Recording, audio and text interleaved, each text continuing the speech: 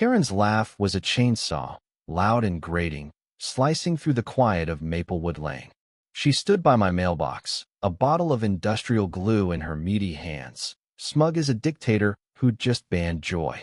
The neighborhood had been simmering for weeks, ever since Karen, the self-appointed queen of the HOA, decided my online shopping habits were a personal affront. "Too many packages," she'd shrieked at the last meeting, her jowls quivering like jelly. "You're clogging up the aesthetic of our community."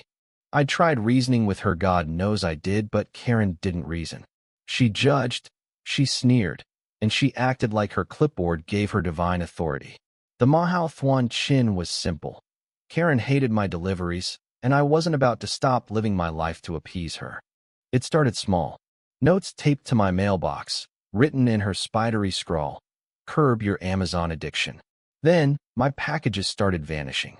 A book here, a kitchen gadget there, nothing major, but enough to make me suspicious.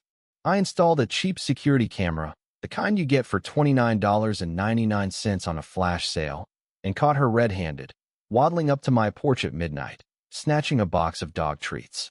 When I confronted her, she didn't even blink. "You're mistaken," she said, her voice dripping with condescension. "I was just checking for litter." But glue? Glue was a new low, even for Karen. That evening, as the sun dipped low, painting the sky in hues of bruised orange, I caught her in the act. I'd been working late, editing freelance articles in my cramped home office, when I heard her laugh outside. I peeked through the blinds and saw her, all 300 pounds of her, lumbering toward my mailbox with purpose. The bottle in her hand glinted under the streetlight. My stomach dropped. I bolted outside, barefoot, my laptop still humming on the desk. "Karen, what the hell are you doing?"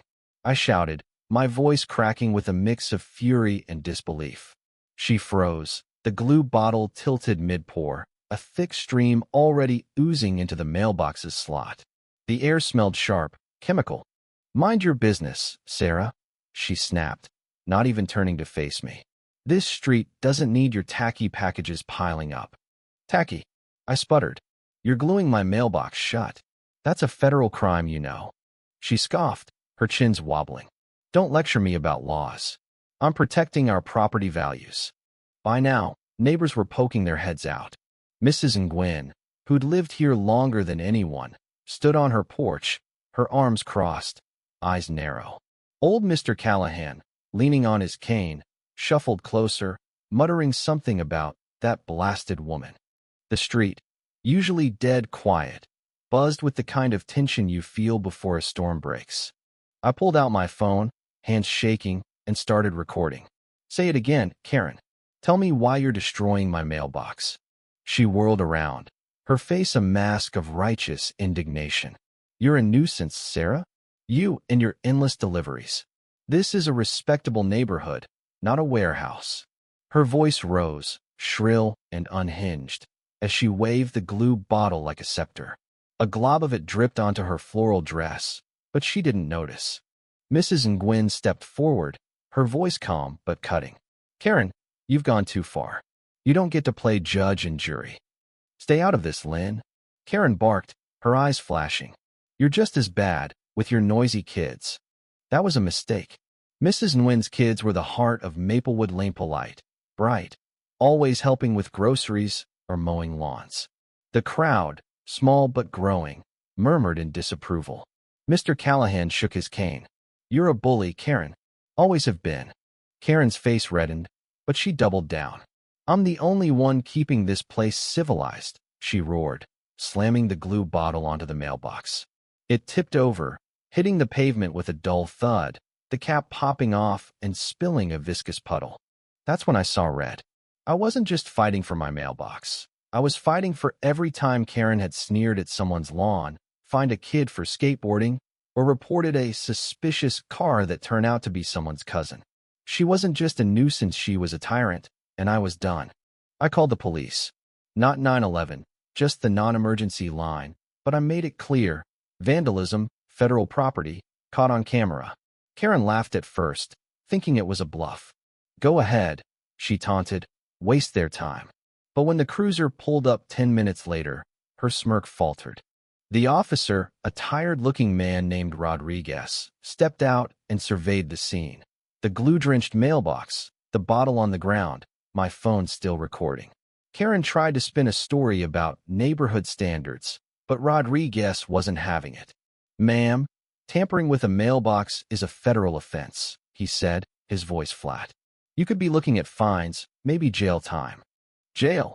Karen's voice cracked, her bravado crumbling. "This is absurd. I'm the HOA president." "And I'm the mail carrier," said a new voice. It was Jerry, our postman, who'd just pulled up in his truck. He'd been delivering in Maplewood for a decade and had his own run-ins with Karen. "You've been a pain in my ass for years, lady. This is crossing a line." Jerry's testimony sealed it. He'd seen Karen hassle other neighbors, complain about cluttered mailboxes, even try to dictate his delivery schedule. The glue was the final straw. Rodriguez cuffed her not dramatically. Just a quiet click of metal and led her to the cruiser. Karen's protests echoed down the street, shrill and desperate, until the door slammed shut. The next morning, the neighborhood was abuzz. Someone, probably one of Mrs. Nguyen's kids, had scrawled the story's title on a fence board. HOA Karen glued my mailbox shut, said, "Too many packages," got charged with federal mail obstruction. It was a petty kind of justice, but it felt good. The fallout was swift. The HOA board, humiliated by Karen's antics, voted her out unanimously. She was fined $5,000 for mail tampering, a federal misdemeanor, and ordered to pay for a new mailbox.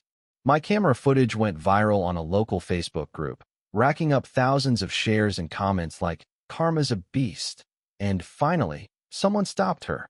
But the real victory wasn't the fine or the viral post. It was the neighborhood. Mrs. Nguyen brought me homemade pho the next day, saying, "You stood up for all of us." Mr. Callahan left a tin of cookies on my porch with a note. "Keep ordering those packages, kid." Even Jerry started slipping extra dog treats into my deliveries, a quiet nod of solidarity. Karen moved away a month later.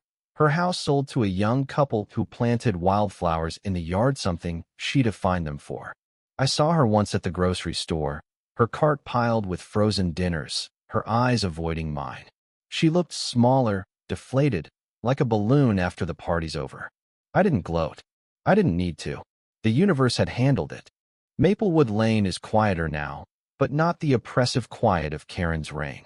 It's the kind of quiet where kids laugh, dogs bark, and packages arrive without fear of glue. We're not perfect. HOA meetings still drag on, and someone's always grumbling about something, but we're free. And that's enough. The end.